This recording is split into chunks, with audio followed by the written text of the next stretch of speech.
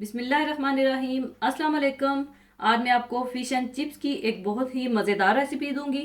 तो इसको बनाने के लिए हमें चाहिए फ़िश फिलेज 1 किलो। मैंने यहाँ पर पेंगासियस फ़िश के फिलेज लिए हैं। आप चाहें तो कोई भी अच्छी सी फ़िश के फिलेज ले लीजिएगा जो कि बोनलेस हों, और इन्हें इस तरह से पीसेस में काट लीजिएगा। और मैदा 4 table spoon, cornflour 4 table spoon, garlic powder 1 teaspoon, baking powder 1 teaspoon, white pepper powder 1/2 teaspoon, नमक हस्बे ज़रूरत, और सोया सॉस 1 टेबल स्पून, और तेल 2 टेबल स्पून, और सुर्ख मिर्च पाउडर 1 टीस्पून, और एक अदद अंडा चाहिए होगा। और इसका बैटर तैयार करने के लिए बिल्कुल ठंडा पानी चाहिए होगा। और फिश को कोट करने के लिए अलग से हमें चाहिए होगा थोड़ा सा मैदा, अंडे 2 अदद, और तकरीबन 15 अदद ब्रेड के स्लाइसिस, जिनसे मैं ब्रेड क्रम्स बनाऊंगी, जिसके साथ बड़े ही ज़बरदस्त और क्रंची फिश फिलेज तैयार होंगे। और फिश तलने के लिए तेल चाहिए होगा। तो सबसे पहले आप ओवन को मैक्सिमम टेम्परेचर पर गर्म कर लीजिए और ब्रेड स्लाइसिस को ओवन की ट्रे में रखकर ब्रेड के दोनों तरफ से गोल्डन ब्राउन कर लीजिए। और अगर आप ब्रेड स्लाइसिस को फ्राइंग पैन में दोनों तरफ से सेक कर ठंडा करके ब्रेड क्रम्स बनाना चाहते हैं तो आप इस तरह से भी बना सकते हैं।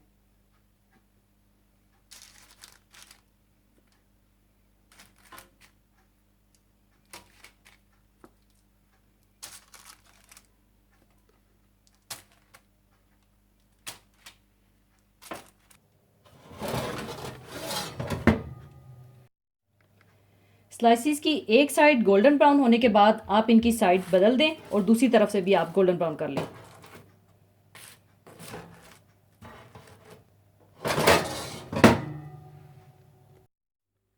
स्लाइसिस को गोल्डन ब्राउन करके ठंडा करने के बाद आप इन्हें चॉपर में डालकर दरदरा सा पीस कर ब्रेड क्रम्स तैयार कर लें।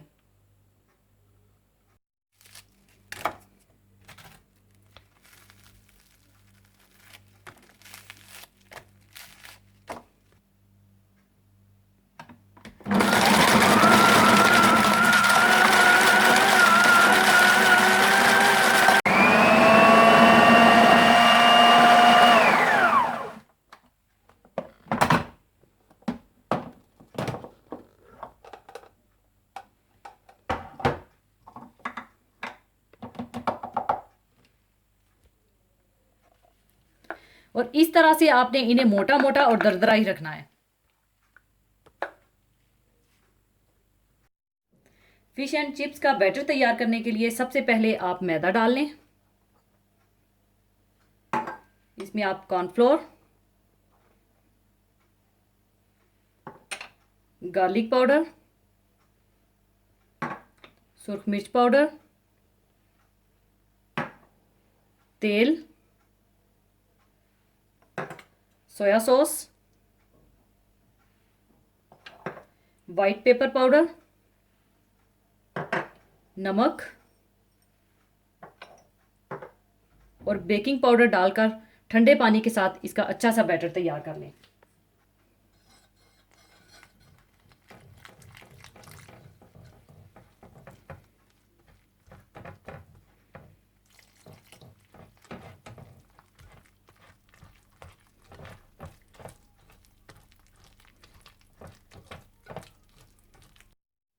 अच्छी तरह मिलाने के बाद आप इसमें एक अंडा डाल दें और अच्छी तरह से मिला लें।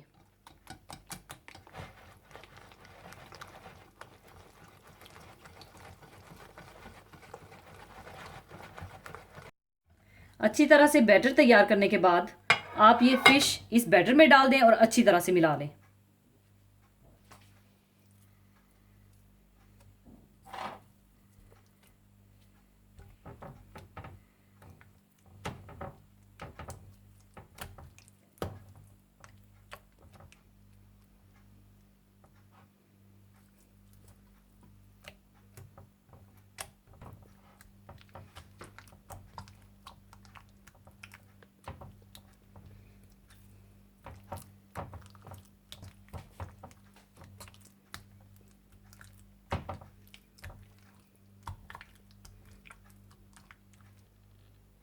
इसके बाद आप अंडों को बीट करके रख लें।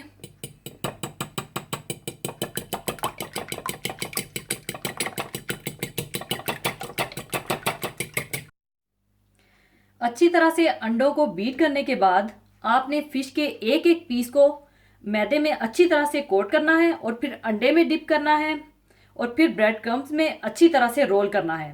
यानी पहले मैदे में, फिर अंडे में और फिर ब्रेड क्रम्स में अच्छी तरह से आपने वेल कोटेड करना है।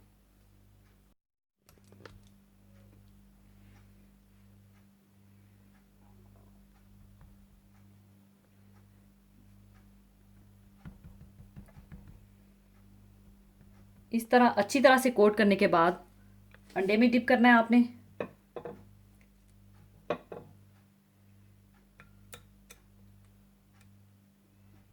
और फिर ब्रेड क्रम्स में।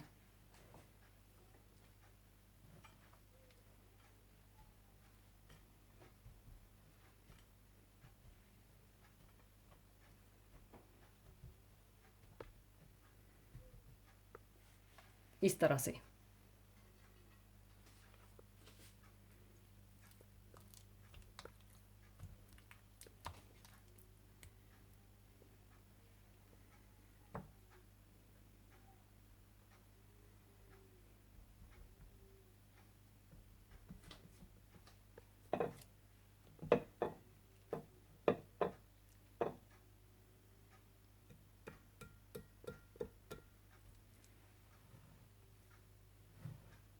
और इसी तरह से आप सारी फिश तैयार कर लें।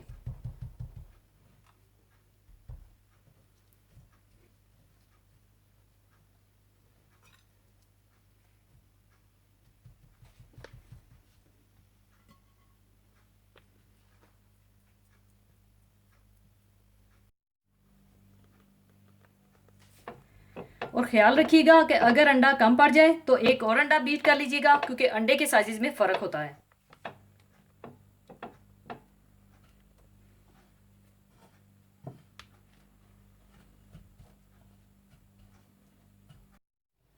इसके बाद आप तेल को गर्म कर लीजिएगा और फिश को खूबसूरत सा गोल्डन ब्राउन करते जाइएगा और निकालते जाइएगा।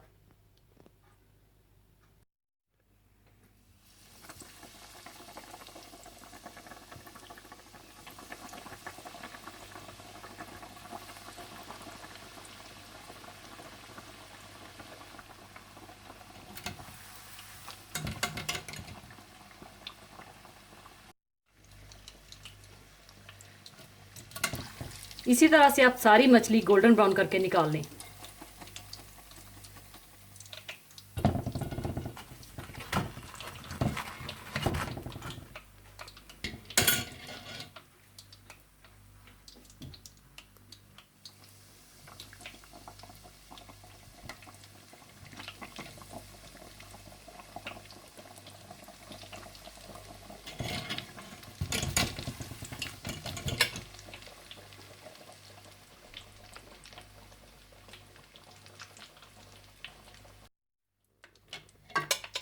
सारी फिश तैयार हो चुकी है। अब इसे मैं सर्विंग प्लेट में डाल लूंगी।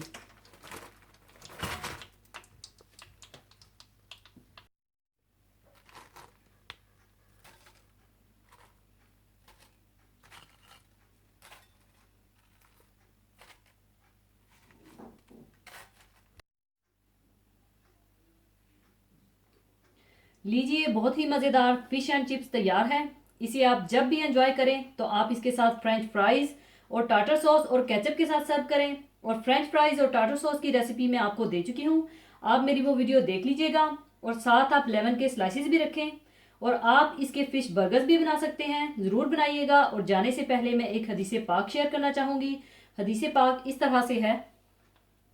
हज़रत अब्दुल्ला बिन उमर रज़ी अल्लाह ताला अन्हु से रवायत है कि रसूलुल्लाह सल्लल्लाहु अलैहि वसल्लम ने इरशाद फरमाया कि जब किसी हज करने वाले से तुम्हारी मुलाकात हो तो उसके अपने घर में पहुंचने से पहले उसको सलाम करो और मुसाफा करो और उससे मगफिरत की दुआ के लिए कहो, क्योंकि वो उस हाल में है कि उसके गुनाहों की मगफिरत का फैसला हो चुका है, इसलिए उसकी दुआ के कबूल होने की खास तवक्का है।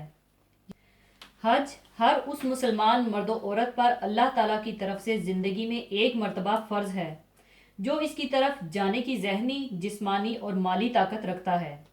फरीज़ा हज इस्लाम की एक अनोखी खसूसियत है। अल्लाह ताला ने इसे बहुत से मकासद के हसूल के लिए फ़र्ज किया है। हज बिलाशुबा एक कसीरुल मकासिद और कसीरुल फ़वाइद इबादत है, जिसके दीनी और दुनियावी फ़वाइद इस कदर हैं कि इन्हें मुकम्मल तौर पर शुमार करना भी मुमकिन नहीं। अल्लाह ताला ने कुरान पाक में इस हकीकत का इजहार यूं फरमाया है, यानी लोग यहाँ आएं और आकर देखें कि हज में उनके लिए कैसे कैसे दीनी और दुनियावी फ़वाइद हैं। अगर गौर करें तो महसूस होगा कि इस्लामी तालीमात का कोई ऐसा गोशा बाकी नहीं बचता जिसकी तालीम दौरान हज बिलावास्ता या बिलवास्ता ना दी गई हो।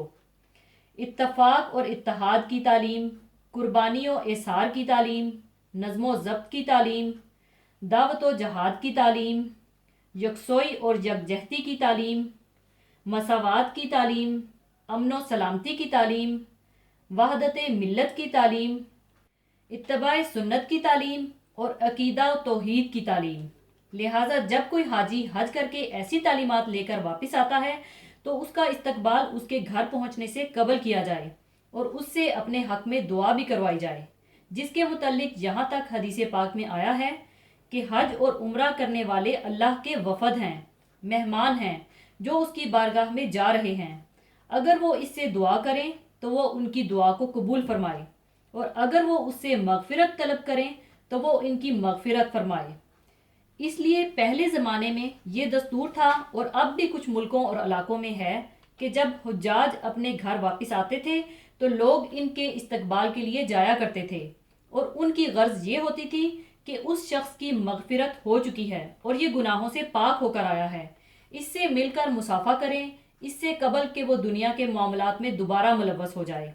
इस हदीस पाक में भी हाजी से सलाम मुसाफा करने के लिए घर में दाखिल होने से कबल की कैद इसलिए लगाई गई है कि ना सिर्फ ये कि वो उस वक्त तक दुनिया में मुलव्वस और अपने अहलो अयाल में मशगूल नहीं होता, बल्कि उस वक्त तक वो राह खुदा ही में होता है और गुनाहों से पाक साफ होता है।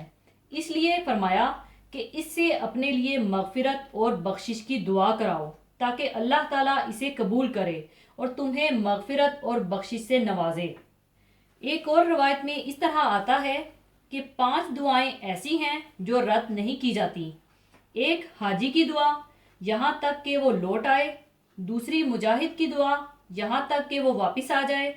तीसरी मजलूम की दुआ, यहाँ तक कि उसकी फरियाद रसी कर दी जाए। चौथी मरीज की दुआ, यहाँ तक कि वो शफायाब हो जाए। और 5वीं भाई की दुआ अपने भाई के लिए जो उसकी गैर मौजूदगी में की जाए। इन तमाम अहादीस की रोशनी में जिन लोगों को अल्लाह ताला ने हज की इस्तात नहीं दी है वो कम अज़ कम हाजी का इस्तकबाल करके उससे अपने हक में दुआए मग़फ़रत करवाएं। अल्लाह ताला हर मुसलमान को हज की इस्तात और उसको अदा करने की तौफीक अता फरमाए, आमीन। इसी के साथ मैं आपसे इजाज़त चाहूँगी। अपना बहुत ख्याल रखिएगा, दुआओं में याद रखिएगा। अल्लाह हाफिज़।